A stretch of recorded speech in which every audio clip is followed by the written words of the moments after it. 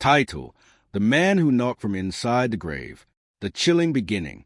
In 2014, a gravedigger at a Louisiana cemetery heard a faint knocking sound coming from a freshly buried grave. At first, he thought it was just his imagination, until other workers heard it too. The grave belonged to Jonathan Owens, a man pronounced dead just 24 hours earlier. A sense of panic spread as the cemetery staff quickly dug up the coffin. But when they pried it open, it was empty.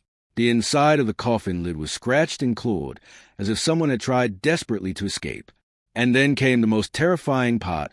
Jonathan's body was later found, wandering along a deserted highway, miles away from the cemetery. The unbelievable twist. When the police took him in, he was confused, dazed, and had no memory of what happened.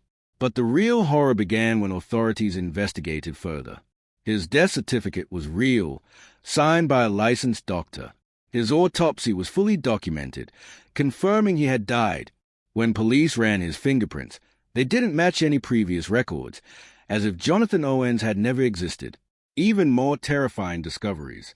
As Jonathan was questioned by doctors and police, strange phenomena began happening around him.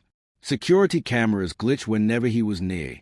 Hospital staff reported seeing shadows moving in his room when no one else was inside. Jonathan began speaking in a language no one could recognize, a language later found to resemble an ancient dialect that hadn't been spoken for centuries. And then, one night, Jonathan vanished from his hospital bed. His room was locked from the inside. His foredrip was still intact, yet he was gone. The only thing left behind was a piece of paper with a single phrase written on it.